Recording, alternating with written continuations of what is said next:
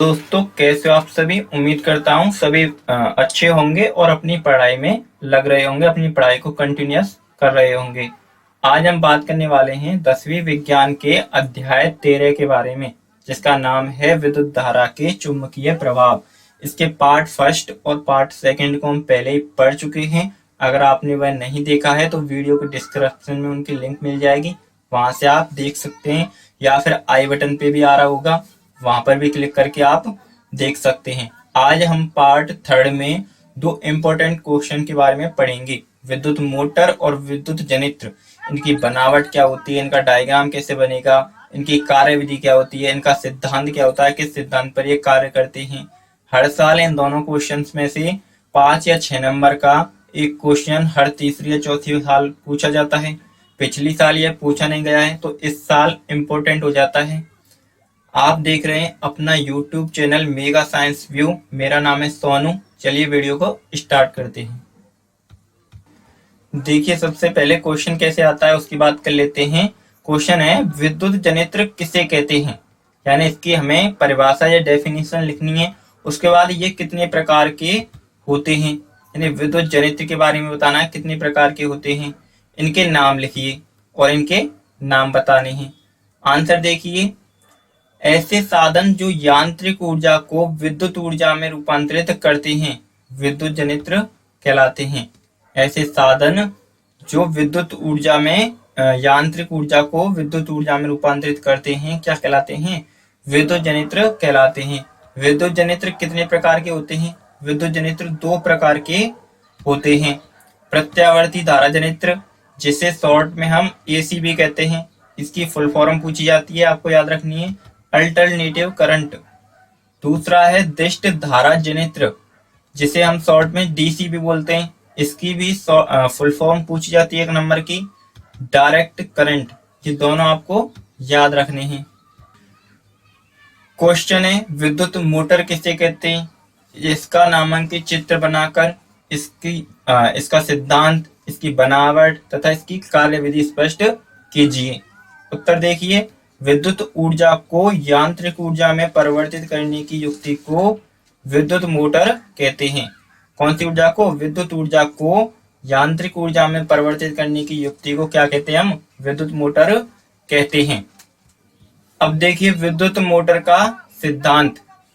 जब किसी कुंडली को चुंबकीय क्षेत्र में रखकर उसमें विद्युत धारा प्रवाहित की जाती है तो कुंडली पर एक बल कार्य करता है जो कुंडली को उसी के अक्ष पर घुमाने का प्रयास करता है। इस बल की सहायता से विद्युत ऊर्जा यांत्रिक ऊर्जा में परिवर्तित कर दी जाती है। इस बल की दिशा फ्लेमिंग के वाम हस्त नियम या बाएं हाथ के नियम द्वारा ज्ञात कर ली जाती। यही विद्युत मोटर का सिद्धांत है। यही क्या है, यही विद्युत मोटर का सिद्धांत है। यानी विद्युत मोटर विद्युत ऊर्जा को यांत्रिक ऊर्जा में परिवर्तित करती है। किस प्रकार परिवर्तित करती है, हम क्या करते हैं, हमारी कोई चुंबक है जिसका N ध्रुव है और S ध्रुव है, दोनों ध्रुव हैं। उन ध्रुवों के बीच में हमने क्या किया, हमारी जो कुंडली है उसे रखा। उस कुंडली में हमने क्या किया, विद्युत धारा प्रवाहित की। जैसे ही हमने इसमें विद्युत धारा प्रवाहित की, कुंडली जो है अपनी कुंडली पर चुंबकीय क्षेत्र में एक बल का अनुभव करेगी, जो बल इसे इसके अक्ष पर घुमाने का प्रयत्न करेगा, जिस बल के द्वारा विद्युत ऊर्जा को यांत्रिक ऊर्जा में परिवर्तित कर दिया जाएगा। यही विद्युत मोटर का सिद्धांत होता है। अब देखिए बनावट में बात कर लेते हैं कि विद्युत मोटर के भाग कौन कौन से होते हैं। सबसे पहला है आर्मेचर। आर्मेचर क्या होता है, ये कच्चे लोहे के ढांचे पर लिपटी विद्युत रोधी तांबे के तार की अनेक फेरों वाली कुंडली ABCD होती है, जिसे आर्मेचर कहते हैं। तांबे के तार की कच्चा लोहा जो होता है, नर्म लोहा होता है, उस पर पास पास लिपटे अनेक फेरों की जो कुंडली होती है उसे आर्मेचर कहते हैं। अब देखिए क्षेत्र चुंबक क्या होती है। क्षेत्र चुंबक या क्षण चुंबक। आर्मेचर 2 चुंबकीय ध्रुवों ध्रुव S और ध्रुव N, यानी चुंबक के जो 2 ध्रुव होते हैं, नॉर्थ पोल और साउथ पोल, उनके मध्य रखी होती है, जिसे क्षेत्र चुंबक या क्षण चुंबक कहते हैं। यानी कि हमारी जो कुंडली है जिन चुंबक के दो ध्रुवों के मध्य रखी होती है, उसी चुंबक को क्षण चुंबक या क्षेत्र चुंबक कहते हैं। अब देखिए विभक्त वलय या कंप्यूटेटर या इसी को बोलते हैं दिक् परिवर्तक। दिक् परिवर्तक क्या होता है? जो कि किसी भी परिपथ में विद्युत धारा प्रवाहित होती है, उस विद्युत धारा की दिशा को परिवर्तित करने के काम में आता है। ये धातु के बने एक वलय के दो भाग होते हैं, यानी एक हमारे पास रिंग होती है, वलय होती है, उसी के दो भाग होते हैं, भाग C1 तथा C2, जिन्हें हम दिक् परिवर्तक या विभक्त वलय या कंप्यूटेटर कहते हैं। अब देखिए ब्रश क्या होती है? विभक्त वलय के दोनों भागों पर यानी कि C1 पर और C2 पर स्पर्श करते हुए दो ब्रश होती हैं, B1 तथा B2। यानी हमारी C1 जो होती है उस पर B1 चिपकी होती है और C2 जो होती है उस पर B2 चिपकी होती है। अब देखिए विद्युत मोटर की कार्य प्रणाली, यानी विद्युत मोटर किस प्रकार कार्य करती है।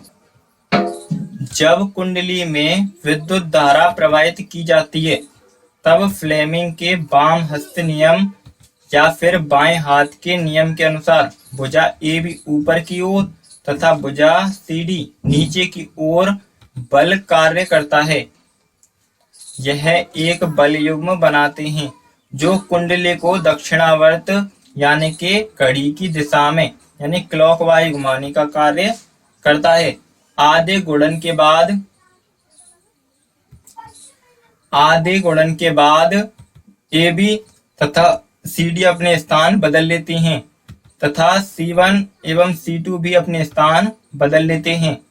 अब B2 के संपर्क में C1 तथा C2 के संपर्क में B1 आ जाते हैं, जिससे धारा D से C तथा B से A की ओर प्रवाहित होती है।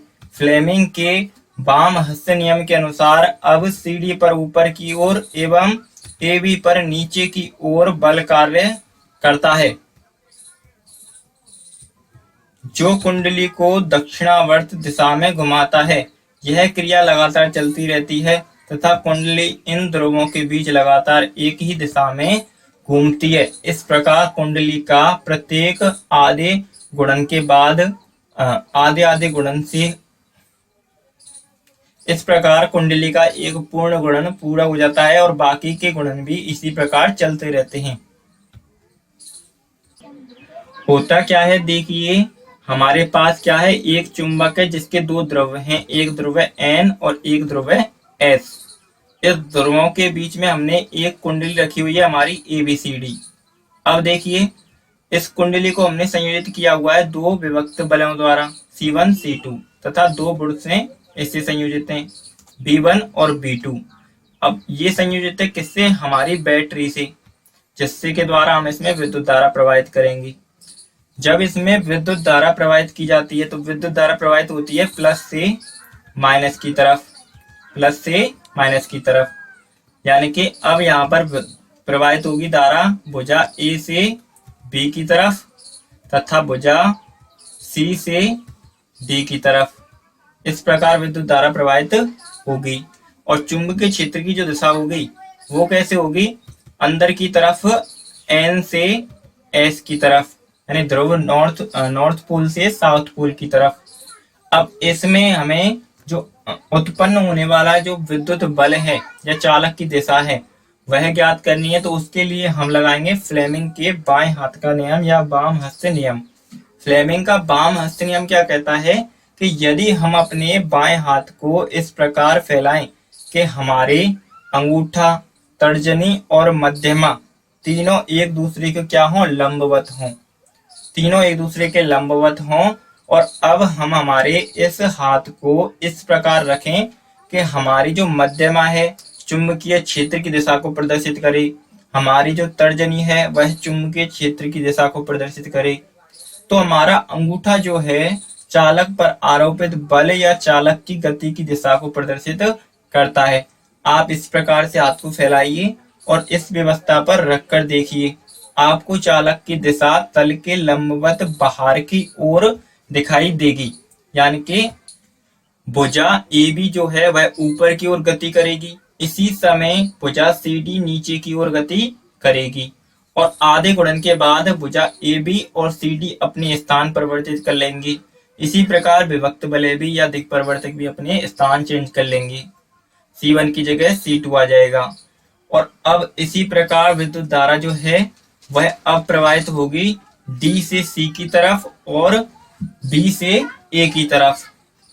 और अब जो आरोपित बल है उसकी दिशा होगी नीचे की तरफ, तल के लंबवत या कागज के तल के लंबवत नीचे की तरफ, और फिर से आधा गुणन पूरा हो जाएगा। इस प्रकार एक पूर्ण गुणन पूरा हो जाता है और इसी प्रकार बाकी के गुणन चलते रहते हैं। और जो विद्युत मोटर होती है वह दक्षिणावर्त गति करती है और विद्युत ऊर्जा को यांत्रिक ऊर्जा में बदलती है।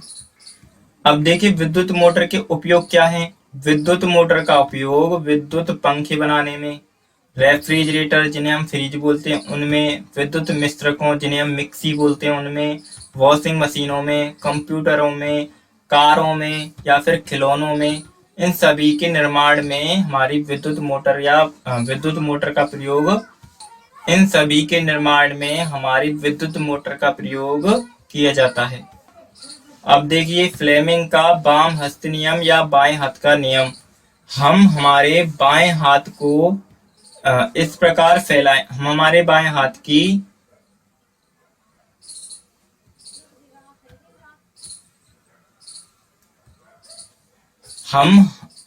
बाएं हाथ की तीन उंगलियों अंगूठा, तर्जनी एवं मध्यमा, ये होता है हमारा अंगूठा, ये होती है हमारी तर्जनी और ये होती है हमारी मध्यमा, को इस प्रकार फैलाएं कि ये तीनों एक दूसरे के लंबवत हों। तर्जनी चुंबकीय क्षेत्र की दिशा को एवं मध्यमा चालक में प्रवाहित विद्युत धारा की दिशा को दर्शाए। तो चालक पर लगने वाले बल की दिशा को अंगूठा जो है हमारा अंगूठे की दिशा प्रदर्शित करती है। यानी कि नियम क्या कह रहा है, हम हमारे बाएं हाथ के तीन उंगलियों अंगूठा, तर्जनी और मध्यमा को इस प्रकार फैलाएं कि तीनों एक दूसरे के लंबवत हों। देखिए तीनों एक दूसरे के लंबवत हैं, तीनों एक दूसरे के क्या हैं, समकोण पर हैं। तीनों एक दूसरे के क्या है, समकोण पर हैं। इस प्रकार हमें फैलानी है। और हमारी जो तर्जनी है चुंबकीय क्षेत्र की दिशा को प्रदर्शित करे, हमारी जो मध्यमा है चालक में प्रवाहित विद्युत धारा की दिशा को प्रदर्शित करे। तो हमारा जो अंगूठा है चालक में आरोपित बल, चालक पर आरोपित बल की दिशा को या चालक में जो उत्पन्न जो बल है उसकी दिशा को प्रदर्शित करता है। अब देखिए एक क्वेश्चन दिया हुआ है कि विद्युत जनित्र किसे कहते हैं और ये कितने प्रकार के होते हैं, इनके नाम लिखिए। आंसर देखिए, ऐसे साधन जो यांत्रिक ऊर्जा को विद्युत ऊर्जा में रूपांतरित करते हैं विद्युत जनित्र कहलाते हैं। ऐसे साधन जो यांत्रिक ऊर्जा को विद्युत ऊर्जा में परिवर्तित करते हैं विद्युत जनित्र कहलाते हैं। ये दो प्रकार के होते हैं। पहला देखिए, पहला है प्रत्यावर्ती धारा जनित्र। प्रत्यावर्ती धारा जनित्र जिसे शॉर्ट में हम क्या बोलते हैं, AC। इसकी फुल फॉर्म एक नंबर की पूछी जाती है, फुल फॉर्म है अल्टरनेटिव करंट। दूसरा है दिष्ट धारा जनित्र जिसे हम शॉर्ट में DC बोलते हैं। इसकी भी फुल फॉर्म एक नंबर की पूछी जाती है, फुल फॉर्म क्या है, डायरेक्ट करंट। ये आपको याद रखने हैं। अगला क्वेश्चन है, नामांकित आरेख खींचकर विद्युत जनित्र का मूल सिद्धांत, बनावट, कार्यविधि आदि स्पष्ट कीजिए तथा इसमें जो ब्रशें प्रयोग में आई जाती हैं वह किस काम में आती हैं उनके बारे में भी बताइए। आंसर देखिए, विद्युत जनित्र का सिद्धांत। सबसे पहले हम क्या देखते हैं, विद्युत जनित्र का सिद्धांत देखते हैं कि विद्युत जनित्र का सिद्धांत क्या होता है। विद्युत जनित्र विद्युत चुंबकीय प्रेरण के सिद्धांत पर कार्य करता है। अब विद्युत चुंबकीय प्रेरण का सिद्धांत क्या होता है, देखिए, विद्युत चुंबकीय प्रेरण वह प्रक्रम जिसके द्वारा किसी चालक के परिवर्ती चुंबकीय क्षेत्र के कारण अन्य चालक में विद्युत धारा प्रेरित होती है, विद्युत चुंबकीय प्रेरण कहलाता है। देखिए ये क्या कह रहा है, इसे ऐसे समझिए। मान लीजिए हमारे पास यह एक छोटी कुंडली है जो कि अनेक तांबे के तारों की अनेक फेरों वाली छोटी कुंडली है। यह तांबे के तारों की अनेक फेरों वाली बड़ी कुंडली है। और यह संयोजित है हमारी किससे, इलेक्ट्रिसिटी से। जैसे ही हम क्या करेंगे, और ये इसके केवल पास में रखी हुई है, और जैसे हम क्या करेंगे, इसका स्विच ऑन करके इसमें विद्युत धारा प्रवाहित करेंगे, तो इसमें हो रही विद्युत धारा, इसमें प्रवाहित हो रही विद्युत धारा के कारण कुंडली इस छोटी वाली में क्या होगा, एक प्रेरित धारा जनित होगी। अत्यंत अल्प समय के लिए एक विद्युत धारा प्रेरित होगी, जिससे विद्युत चुंबकीय प्रेरण की घटना कहते हैं। तो हमारा जो विद्युत जनित्र है वह उसी विद्युत चुंबकीय प्रेरण के सिद्धांत पर कार्य करता है। जब किसी शक्तिशाली चुंबकीय क्षेत्र में किसी कुंडली को घुमाया जाता है, यानी कि उसे यांत्रिक ऊर्जा दी जाती है, तो उसमें से होकर गुजरने वाली चुंबकीय फ्लक्स यानी कि चुंबकीय क्षेत्र रेखाओं में लगातार परिवर्तन आता है। क्यों? क्योंकि जो कुंडली घूम रही है वह क्या कर रही है, लगातार चुंबकीय क्षेत्र रेखाओं को काट रही है, जिसके कारण चुंबकीय फ्लक्स में या चुंबकीय क्षेत्र रेखाओं के मान में क्या आ रहा है, परिवर्तन आ रहा है।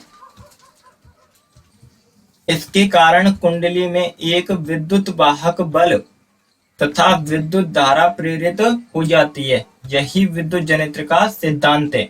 यानी कि जब हम किसी चुंबकीय क्षेत्र में एक कुंडली को रखते हैं और उसमें विद्युत धारा, उसको यांत्रिक ऊर्जा देते हैं, तो चुंबकीय क्षेत्र रेखाएं जो है उन्हें लगातार कटने के कारण चुंबकीय फ्लक्स में परिवर्तन आता है, जिसके कारण एक प्रेरित विद्युत धारा जनित्र होती है।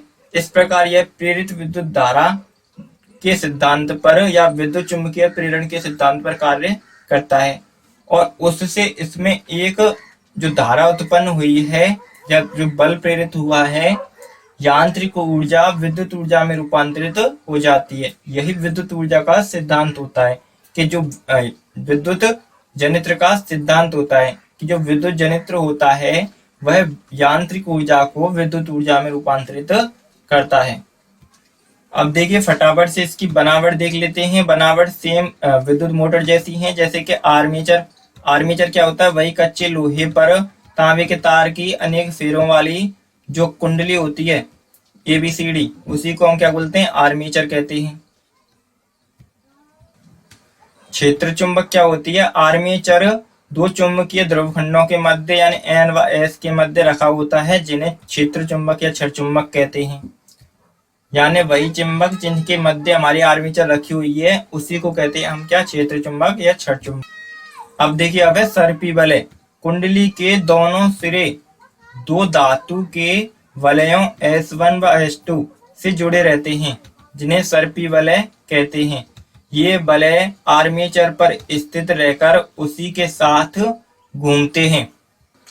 ये देखिए दोनों सर्पी वलय कुंडली के ध्रुव से संयोजित हैं तथा कुंडली के साथ ही घूमते हैं। अब देखिए ब्रश, दोनों सर्पी वलयों S1 व S2 दोनों। अब देखिए ब्रश, दोनों सर्पी वलय S1 व S2 से स्पर्श करते हुए धातु या कार्बन के बने दो ब्रश B1 व B2 होते हैं। ये देखिए दो ब्रश B1 व B2 हमारी सर्पी वलय S1 व S2 से संयोजित कुछ इस प्रकार होते हैं। अब बात करते हैं विद्युत जनित्र की कार्य प्रणाली। जब आर्मेचर को चुंबकीय क्षेत्र में घूर्णन अक्ष पर किसी यांत्रिक स्रोत से घुमाते हैं, तो आर्मेचर ABCD से संबद्ध चुंबकीय फ्लक्स यानी चुंबकीय क्षेत्र रेखाओं के मान में लगातार परिवर्तन होता है, जिससे कुंडली के दोनों सिरों के मध्य प्रेरित विद्युत वाहक बल उत्पन्न होता है। आर्मेचर को एक पूर्ण चक्कर घुमाने से कुंडली एक बार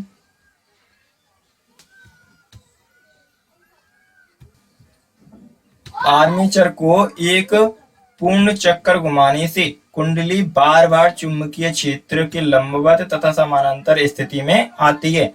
इससे प्रेरित विद्युत वाहक बल के मान में व दिशा में लगातार परिवर्तन होता है। गति के समय जब भुजा AB ऊपर की ओर तथा भुजा CD नीचे की ओर रहती है, तब आर्मेचर से धारा की दिशा A से B की ओर तथा C से D की ओर होती है।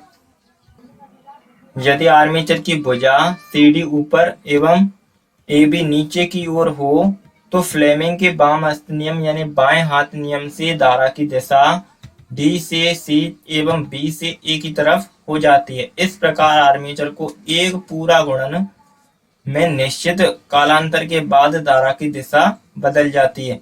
ऐसी धारा प्रत्यावर्ती धारा कहलाती है।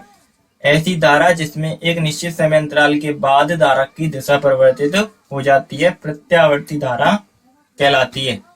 देखिए होता क्या है, हमारा क्या है, एक चुंबक है जिसका N ध्रुव है और S ध्रुव है।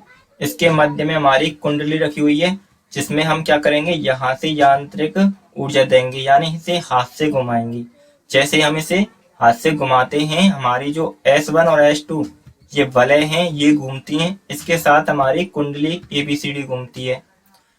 और यहाँ से हमारी ब्रश जो B1 और B2 लगी हुई है लोड जा रहा है यानी कि जो इलेक्ट्रिसिटी जो विद्युत चुंबकीय प्रेरण के कारण विद्युत धारा जनित होती है वह यहाँ से प्राप्त कर ली जाती है। यहाँ पर क्या होता है, आधे गुणन में तो भुजा A से B की तरफ विद्युत धारा प्रवाहित होती है और आधे गुणन में भुजा C से D की तरफ विद्युत धारा प्रवाहित होती है। प्रत्येक आधे गुणन के बाद ये भुजा AB और CD अपने स्थान बदल लेते हैं।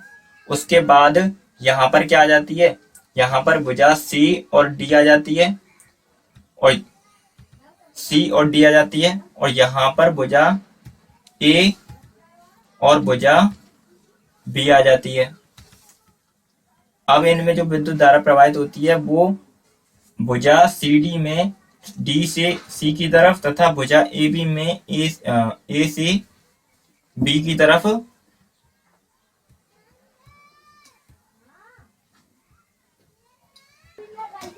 और धारा की दिशा भी परिवर्तित हो जाती है, जिसके कारण फिर से चुंबकीय फ्लक्स में परिवर्तन आता है और एक गुणन पूर्ण हो जाता है।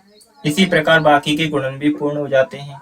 इस प्रकार हमारा जो विद्युत जनित्र है यांत्रिक ऊर्जा को विद्युत ऊर्जा में बदलने का कार्य करता है। यही विद्युत जनित्र का सिद्धांत भी होता है।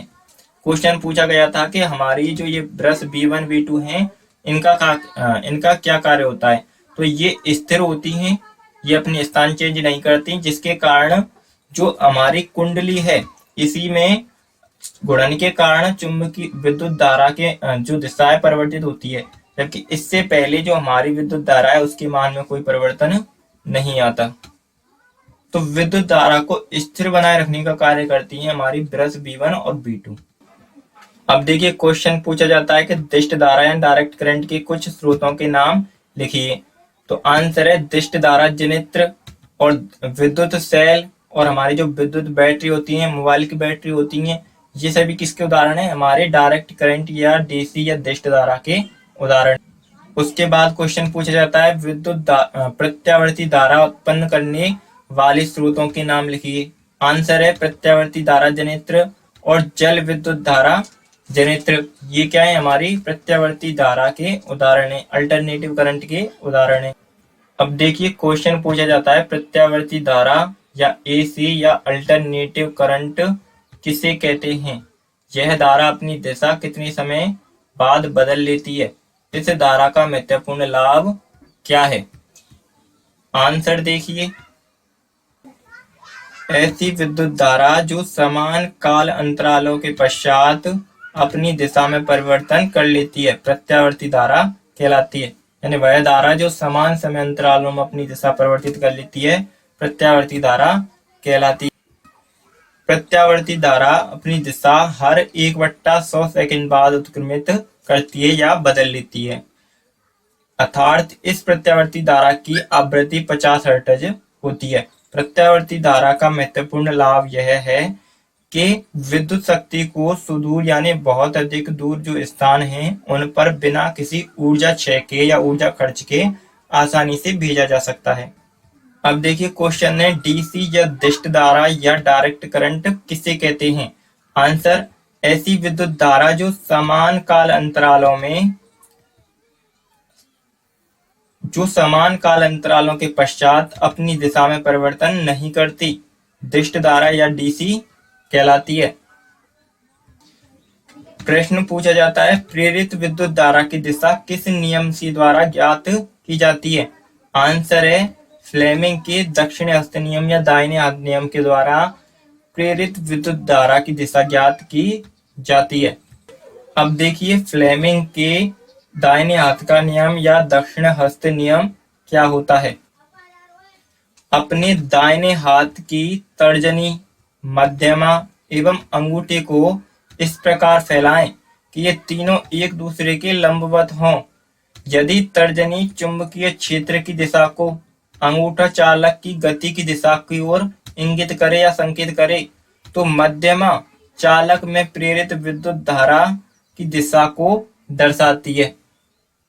यानी हम अपने दाहिने हाथ या दाएं हाथ को इस प्रकार फैलाएं कि हमारी मध्यमा, तर्जनी और अंगूठा ये तीनों एक दूसरे के लंबवत हों, तीनों एक दूसरे के समकोण पर हों। तो अगर हमारी जो मध्यमा है, तो हमारी जो तर्जनी है यदि वह चुंबकीय क्षेत्र की दिशा की ओर दर्शाए, हमारा अंगूठा चालक में आरोपित बल की दिशा को इंगित करे, तो हमारी जो मध्यमा है चालक में प्रेरित विद्युत धारा की दिशा की ओर इंगित करती है, जो चालक में प्रेरित विद्युत धारा की ओर संकेत करती है। अब देखिए एक क्वेश्चन पूछा जाता है कि विद्युत परिपथों तथा संयंत्रों यानी सिस्टम में उपयोग होने वाले दो सुरक्षा उपायों के नाम लिखिए। यानी कि इलेक्ट्रिसिटी के लघुपतन या अतिभारण से, यानी शॉर्ट सर्किट से या फिर अतिभारण से जो नुकसान होता है, हमारी जो मशीनें खराब हो जाती हैं, हमारे जो इलेक्ट्रिसिटी के जो सिस्टम है या संयंत्र हैं वो खराब हो जाते हैं, विद्युत परिपथ खराब हो जाता है, तो उनकी सुरक्षा के लिए कौन कौन से उपाय लेते हैं हम? आंसर है 2 उपाय लेते हैं, एक विद्युत फ्यूज और एक भूसंपर्क तार, जिसे हम अर्थिंग की वायर कहते हैं। या तो हम भूसंपर्क तार का यूज करें या अर्थिंग का, या फिर विद्युत फ्यूज का। अब देखिए इस अध्याय का आखिरी क्वेश्चन है, विद्युत परिपथों की लघुपतन अथवा अतिभारण के कारण होने वाली हानि से सुरक्षा की सबसे महत्वपूर्ण युक्ति कौन सी है? अभी हमने बात की विद्युत फ्यूज या फिर भूसंपर्क तार, जो कि अतिभारण या लघुपतन से सुरक्षा करता है। यह पूरा अध्याय 13 विद्युत धारा की चुंबकीय प्रवाह समाप्त हुआ। अगले आप कमेंट सेक्शन में बताएं कौन सा अध्याय हमें स्टार्ट करना चाहिए। वीडियो अगर आपको अच्छी लगी हो तो वीडियो को लाइक करें। चैनल पर अगर पहली बार आए हैं तो चैनल को सब्सक्राइब करें और बेल आइकन को दबा लें, ताकि जब भी कोई नई वीडियो अपलोड की जाए उसका नोटिफिकेशन सबसे पहले आपके पास पहुंचे। इसके अलावा आप जो है अपने हैंड राइटिंग, ये मेरे हैंड नोट्स हैं, इसके अलावा ये मेरे हैंड नोट्स हैं जो आपको वीडियो की डिस्क्रिप्शन में पीडीएफ के रूप में अवेलेबल करा दिए जाएंगे। वहां से आप इन्हें निकाल कर इनके नोट्स भी तैयार कर सकते हैं। आगे बात करते हैं अगली वीडियो पे। धन्यवाद।